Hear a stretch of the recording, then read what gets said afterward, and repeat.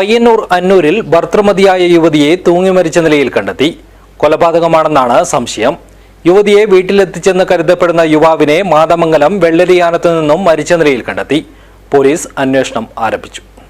മാതമംഗലം കോയിപ്ര സ്വദേശി മുരിക്കാൽ അനിലയെയാണ് അന്നൂർ കൊരവയലിലെ ബെറ്റിയുടെ വീട്ടിൽ മരിച്ച നിലയിൽ കണ്ടെത്തിയത്.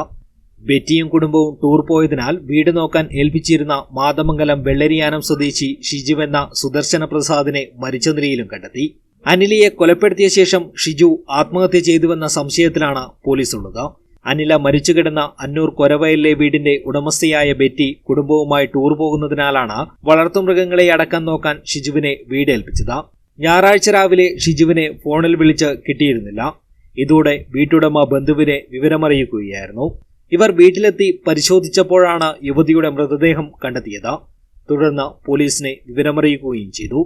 ഷിജുവിന്റെ വെള്ളരിയാനത്തെ പുരയിടത്തിനടുത്തുള്ള റബ്ബർ തോട്ടത്തിൽ റബ്ബർ ടാപ്പ് ചെയ്യാനായി പോയ ഷിജുവിന്റെ സഹോദരൻ ശൈലേന്ദ്ര പ്രസാദ് ഷിജുവിന്റെ ഫോൺ റിംഗ് ചെയ്യുന്നത് കേട്ട് നടത്തിയ തിരച്ചിലിനൊടുവിലാണ് ഷിജുവിനെ തൂങ്ങി മരിച്ച നിലയിൽ കണ്ടെത്തിയത്. പ്രദേശത്ത് നിന്നും കണ്ടെത്തിയ ബൈക്ക് അന്നൂരിലെ വീട്ടുടമയുടേതാണെന്ന സംശയവുമുണ്ട്.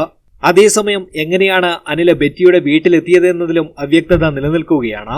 സംഭവത്തിൽ ദുരൂഹതയുണ്ടെന്നും അന്വേഷണം നടക്കുകയാണെന്നുമാണ് പോലീസ് പറയുന്നത്. യുവതിയുടെ മൃതദേഹത്തിന് 24 മണിക്കൂറിലധികം പഴക്കമുണ്ട്. വീട്ടിൽ ഫോറൻസിക് വിദഗ്ധരും പോലീസുമെത്തി പരിശോധന നടത്തി. അസ്വാഭാവിക മരണത്തിന് കേസെടുത്താണ് പോലീസ് അന്വേഷണം പുരോഗമിക്കുന്നത്.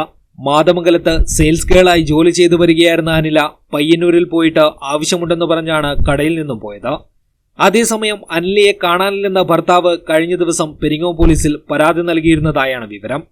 ഇത് സംബന്ധിച്ച അന്വേഷണം നടക്കുന്നതിനിടെയാണ് അനിലയെ അന്നൂരിലെ വീട്ടിൽ നിന്നും മരിച്ച നിലയിൽ കണ്ടെത്തിയത്. അനിലയെ ഷിജു കൊന്നതാണെന്നാണ് സഹോദരൻ അനീഷ് പറയുന്നത്. News bureau, Cheruvathur.